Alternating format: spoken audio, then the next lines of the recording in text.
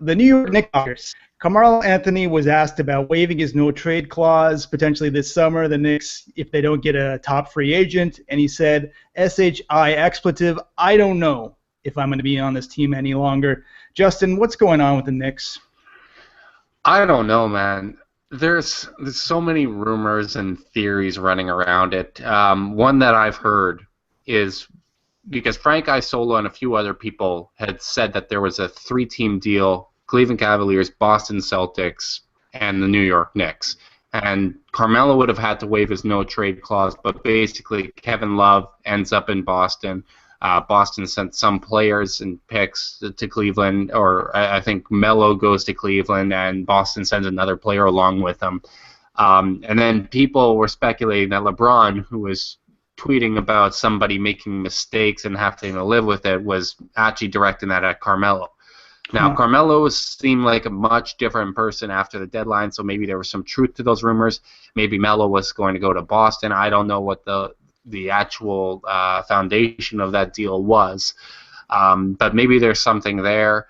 My mind keeps going back to Woj in the summer of 2014 when Carmelo signed that deal. He said the thinking in Carmelo Anthony's camp was get the $126 million from New York, and you can always force a trade later. So if I had to speculate, I don't think Carmelo is going to be in New York when all is said and done at the end of this summer. Phil, where's he going to be? Listen, I'm trying to read through the tea leaves. A couple other side kind of articles here. We saw Kurt Rambis saying how he'd like to try Kristaps Porzingis at the 3, which is where Carmelo plays, right? No. I mean, I don't think it's a good idea either, but he's saying his athleticism, his agility, blah, blah, blah. I don't think he should do it either. But, those are positions. Like, is Kristaps the heir apparent to Melo? I thought in 2014 it was a huge mistake him not signing in Chicago, to be very honest. But I think between that and Phil Jackson and the Laker rumors, there's a lot of movement there, and I think part of them have said, as much as we love Carmelo Anthony, he's a New York guy for life, I don't think they can win with Carmelo Anthony. And I think they're looking at Kristaps Porzingis, be like, listen, we know we have a stud here. We don't want to poison this. Bring something else in and rebuild, but still stay fun and competitive. I wouldn't be surprised at all. I think they're playing their. I don't know if they're playing their cards right. I don't know how much value they're going to get compared to, like what Denver got when they fleeced the Knicks for him.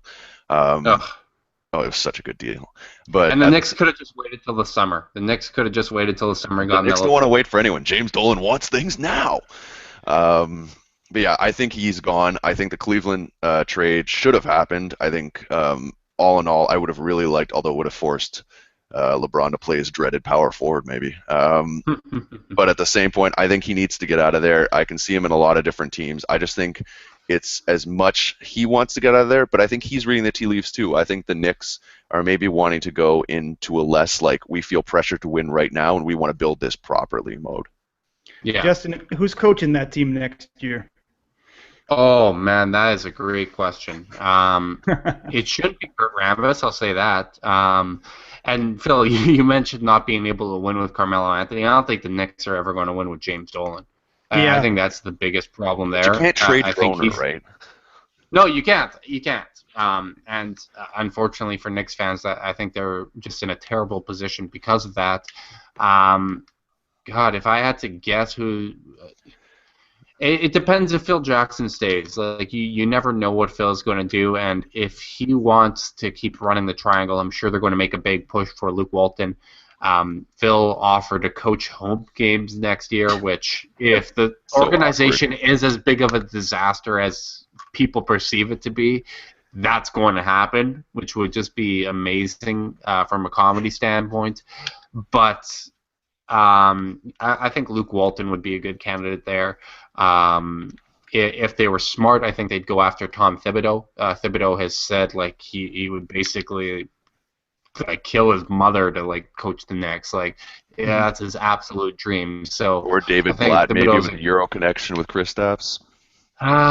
You know what? I don't see Blatt landing a coaching job just yet. I think he will probably after next season, but I think there needs to be some breathing room there, especially with all the talk of players not connecting with him. That's always tough in the NBA. But I think Thibodeau, Luke Walton would be the best candidates that I can see, at least right now. Maybe Scott Brooks.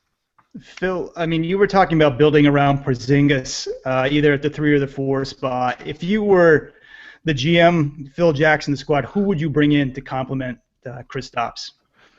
You know what? Honestly, I would. Well, it depends what you can get for Melo, but I think a guy like Nick Batum actually would look really nice next to him. I really like Robin Lopez. I know we've heard all these Dwight Howard to New York, he wants to go to New York rumors, but I don't know if I'd rock the boat like that. I don't know if I really want Dwight Howard next to Kristaps. Like he's my little gem that I want to polish nicely and have him turn into a real star. Like I really like Robin Lopez. I feel like he's been a really underrated center his entire career. I feel like the Pelicans regret trading him for nothing and not having him next to Anthony Davis right now. I think he really made LaMarcus Aldridge in a large way in Portland, and I feel with everything he brings to the table, I like that. Aflalo, he might opt out because he's being paid, very little compared to what he could. They need a point guard. I mean, really, they need someone to lead this team. I mean, from a point guard standpoint. So it depends. Yeah.